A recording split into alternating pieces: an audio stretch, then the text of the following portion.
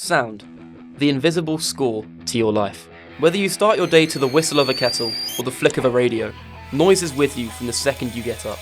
It follows you to work, comes home with you, dances around from your kitchen to your living room, and for some of us, we even sleep to it.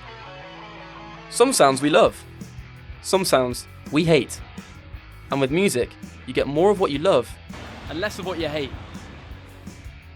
In 2023, the International Federation of the Phonographic Industry, also known as the IFPI, surveyed 43,000 adults from 26 different countries. They concluded that the average person listens to 20.7 hours of music per week, and that's an increase of 2.3 hours per week from their 2021 poll.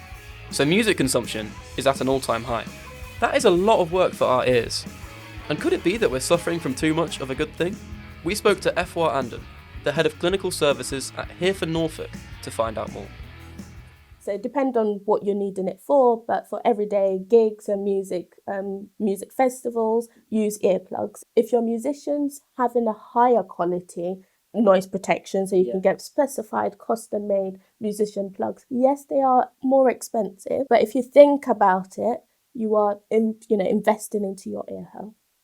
Even if it's sort of at a 15-minute mark, give yourself a break. What you're doing is, rather than, if you imagine sensory rehearsals, always really happy and being, stimulated, you're giving it that break to relax, get back to normal before it's being stimulated again.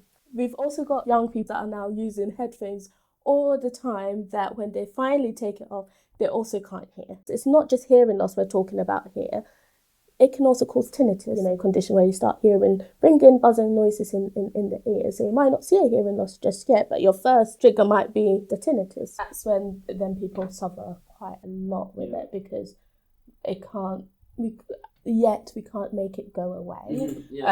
Because you could have normal hearing, you could be completely deaf, you could still have tinnitus. So it's learning how to manage it. And for some people, that management process is very difficult and it can lead to quite dramatic cases where they can't cope with it any longer. So giving yourself breaks in between can help and is quite important.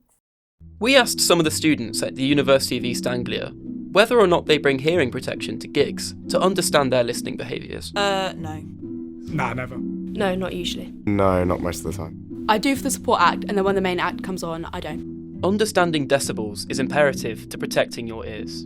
Decibels work on something called a logarithmic scale, which means an increase of 10 decibels actually doubles the perceived volume. In other words, 60 decibels is twice as loud as 50. If you listen to music at 80 decibels, you can safely listen to that music for 40 hours per week. However, at 90 decibels, that number decreases to just 4 hours per week. Apple earphones can reach sound levels of around 100 to 115 decibels at maximum volume. At 110 decibels, you can only listen to music at this level for 4 minutes per week until it begins to permanently damage your hearing. To further understand the reality of hearing damage from music exposure, we spoke to Norwich resident Steve Green about his experience with hearing loss. I started playing the drums when I was 12 and didn't even know about hearing protection at that point. I would play along. I've got no in-ear on and no monitor, so it was just a speaker here, a speaker there, and that would be loud enough for me to hear over the drums. Had I have realised at the time how bad things were going to be, I would have done things differently. I didn't realise how bad it was until I was basically forced to go to the doctors. I went to the audiologist and they explained everything. This is where you should be.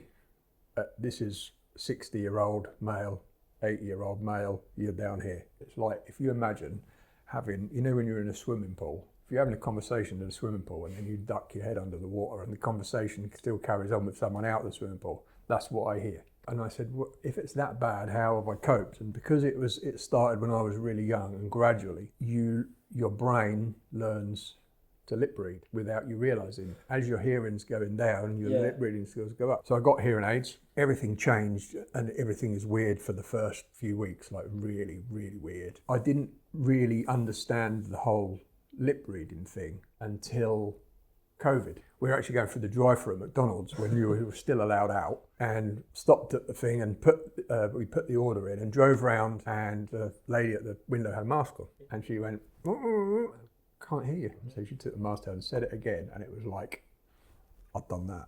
I get tinnitus as well, to the point where I can't sleep without an old iPhone, and I have to put that on, because when I take my hearing aids out and everything goes quiet, it gets loud. We were going to see like Pantera and Metallica and Slayer and all these bands in the 90s. The best feeling at that time for us was you stand next to the speakers, when you're shouting to the person next to you and you can't even hear what you're saying. That feeling was absolutely amazing. But going fast forward to now, you know, when I can't hear when there's someone at the door or the phone's ringing, and it's like, was it really worth it? I understand the whole, you know, I used to think that to enjoy the music, you had to have it loud as possible. I can't enjoy it as much now because I can't hear it. Thanks to FR and Steve, we now understand just how dangerous it is to be ill-informed of our listening habits. But what changes can we make to our lives to keep listening to music fun while still being safe?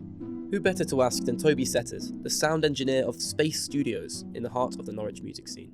If we're building everything like that, we'll have planning permission and licensing agreements on what you keep the decibel meter at. So I always keep to our decibel limit. I also make sure that I'm sort of responsible with that. Loop, earplugs, etc. have improved so much. I do try to use them as much as I can. There are definitely times I'm sort of stuck in my old ways of taking them out just so I can get a full view of what it is, but as hearing protection has improved over the years, I've definitely started using it more and more. We're already now at a point where they're usable and you can actually mix a gig on them, but it's just improving that, finding a way to take out those harsh frequencies and bring the overall volume down so you can protect your hearing whilst not being detrimental to your ability to listen and mix.